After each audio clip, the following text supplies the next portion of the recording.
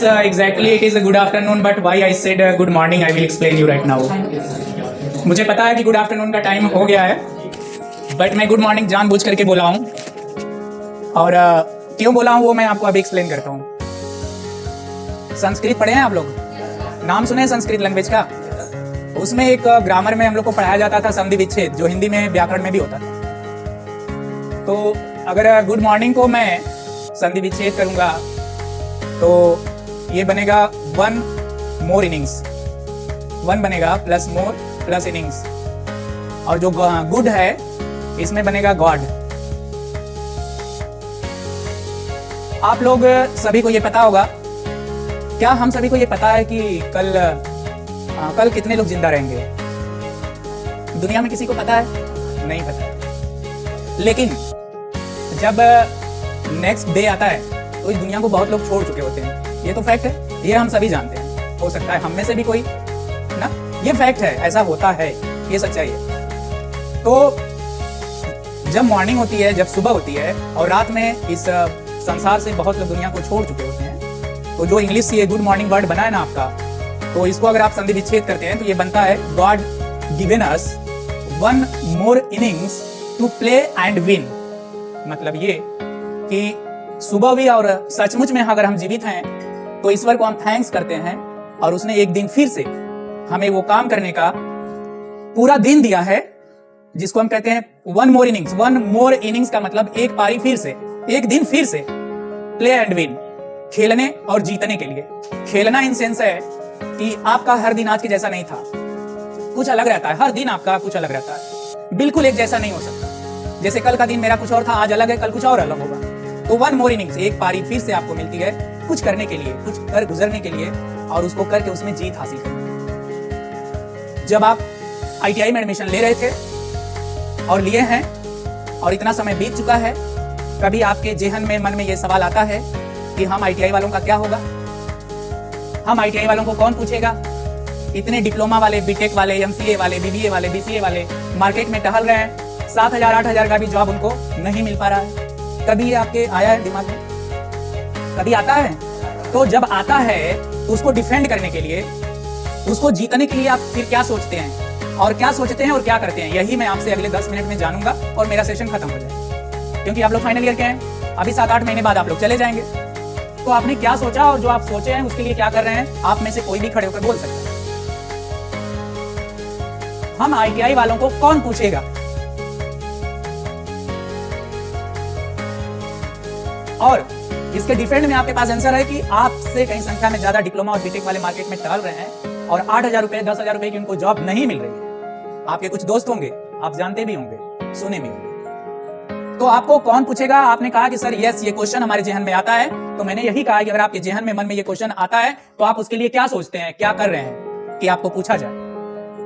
कोई भी एक बच्चा या एक बच्ची खड़े होकर के मेरे इस सवाल का जवाब देंगे और यही पूरा स्टोरी एंड हो जाएगा इसी सवाल और आंसर से। कोई बच्चा, कोई बच्ची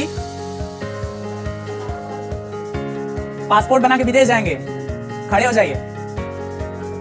एक आंसर आया है कि कोई कंपनी आएगी, ज्वाइन करेंगे, नहीं अपना शॉप देखेंगे। किस चीज का शॉप है आपका? इलेक्ट्रिशियन का। और ट्रेड कौन सा कर रहे हैं? वायरमैन कर रहे हैं। ठीक है, मेल खाता है, अच्छी बात है। 65 लोगों में एक लोग के पास आंसर है या 2 लोगों के पास आंसर है, तो बाकी 64 और 63 कहां जाएंगे? बाकी 63, 64 कहां जाएंगे?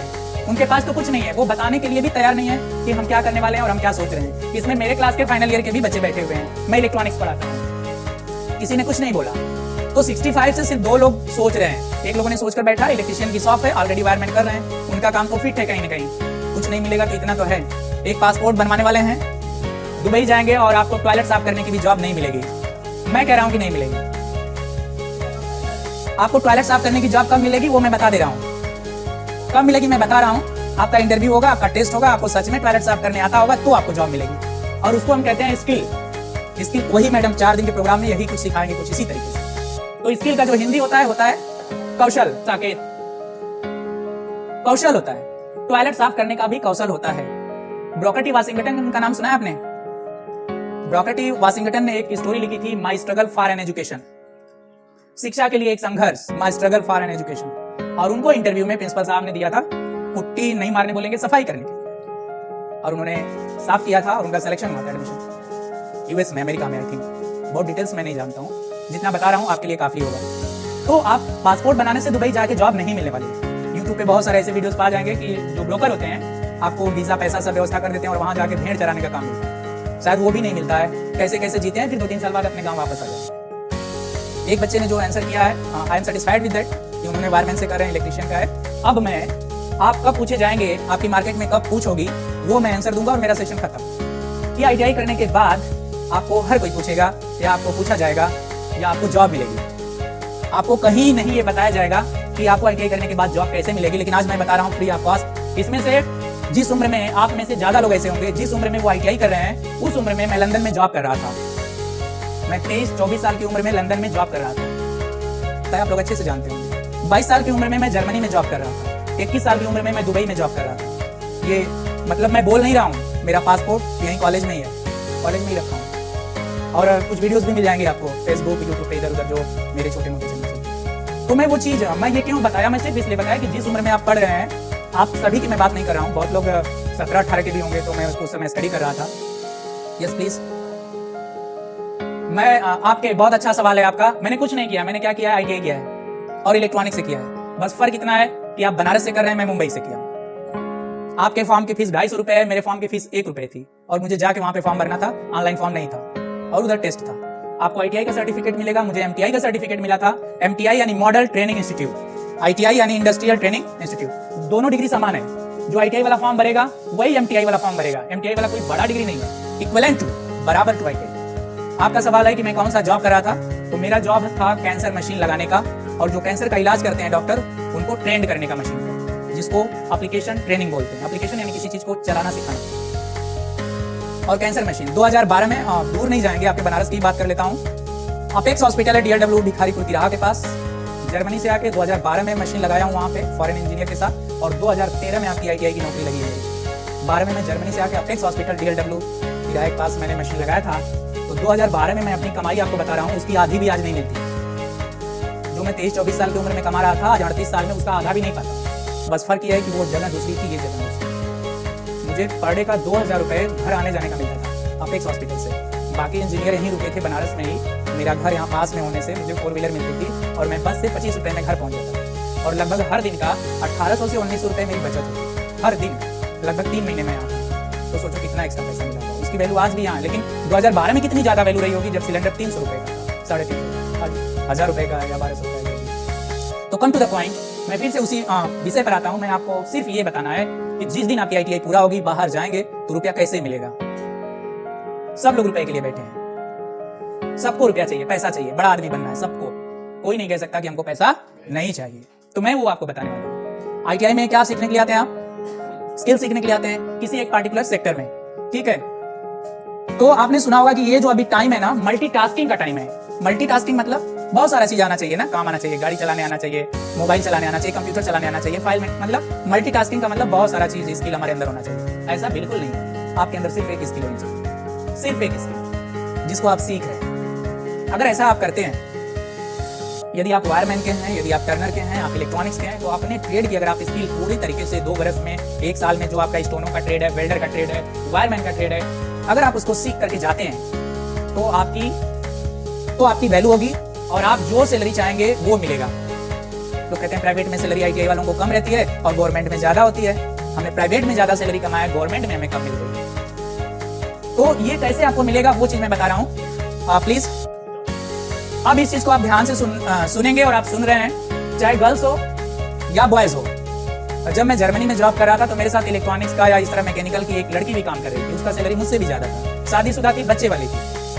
तो ऐसा नहीं है कि लड़कियां हैं तो हम कहाँ जाएंगे, शादी के बाद क्या करेंगे। ऑप्शन है, आपके पास अपॉर्चुनिटी है, अवसर है करने के लिए, बस आपको करने की इच्छा होनी चाहिए। आप बहुत मोटिवेशन देखते हैं, बुक्स भी पढ़ते हैं, सर लोग भी आपको समझाते हैं, मैं भी आपको समझा रहा हूँ, लेकिन बात समझने और समझाने की नहीं है, बात करने की है। जो करेगा वो पाएगा, एग्जैक्टली जो करेगा वो पाएगा।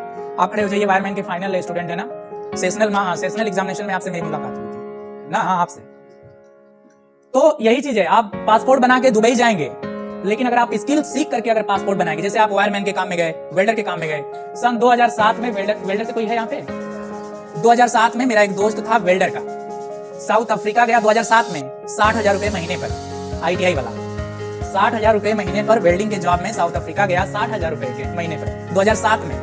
आज वो 2 लाख पा रहा होगा कम से कम, अगर वहां होगा।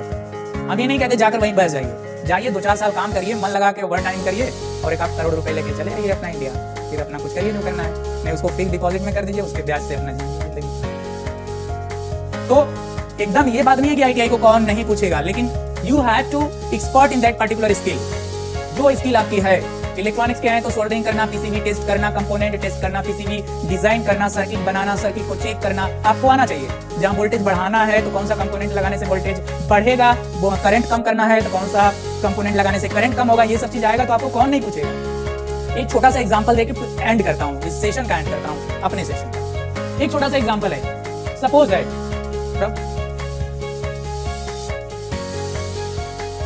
मुझे कुछ चलाने नहीं आता है, सपोज दैट कुछ भी चलाने नहीं आता है, बाइक नहीं आता है, साइकिल नहीं आता है, कार नहीं आता है, कुछ नहीं आता है, लेकिन मैं कार का मैकेनिक हूँ।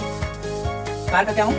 लेकिन बहुत अच्छा मैकेनिक हूँ। बनारस में जो कोई भी 4 व्हीलर वाला जिस पार्ट को या जिस इंजन को काम नहीं कर पाता है उसको मैं करता हूँ। बहुत एक्सपर्ट हूँ, कार का मैकेनिक हूँ। कार नहीं चलाने आता है, बाइक नहीं चलाने आता है, साइकिल नहीं चलाने आता है। तो क्या मेरे पास वो या तो कैसे लाते हैं ना, किस क्रेन से या किसी चीज से, या तो वो लोग मेरे पास लाएंगे या तो मुझे अपनी व्यवस्थाओं से वहां तक ले जाएंगे उसको रिपेयर करने के लिए, क्योंकि जो स्किल मेरे अंदर है वो बनारस के किसी मैकेनिक में नहीं है। तो मुझे एक ही स्किल आ रहा है, मुझे गाड़ी चलाने में मल्टीटास्किंग मुझे नहीं आ रहा है, लेकिन जो स्किल मेरा है उसमें मैं एकदम परफेक्ट हूं। तो मुझे जॉब मिली और जो मैं पैसा मांगूंगा वो पैसा भी मिलेगा। यहाँ पे इतने स्टूडेंट हैं, मार्केट में एक ही चीज की हजारों शॉप है, लेकिन सबका नहीं चलता है ना। यहाँ 65 लोग बैठे थे, 65 लोगों से एक ही सवाल पूछा, एक ही 2 बच्चे खड़े होकर जवाब दिए ना, क्या गलत दिया या सही दिया। तो मार्केट में आप जिस फील्ड में जाना चाहते हैं बहुत लोग हैं, लेकिन आप क्या हैं वही मेन है। मोरल ऑफ द स्टोरी क्या हुआ? मोरल ऑफ द स्टोरी कौन बताएगा? कोई भी एक लोग खड़ा होकर बताएं पूरे फिल्म का स्टोरी क्या है। जो काम कर रहे हैं वो बेस्ट हो, वो करने आना चाहिए। Very good. हमें अपनी स्किल, हाँ, और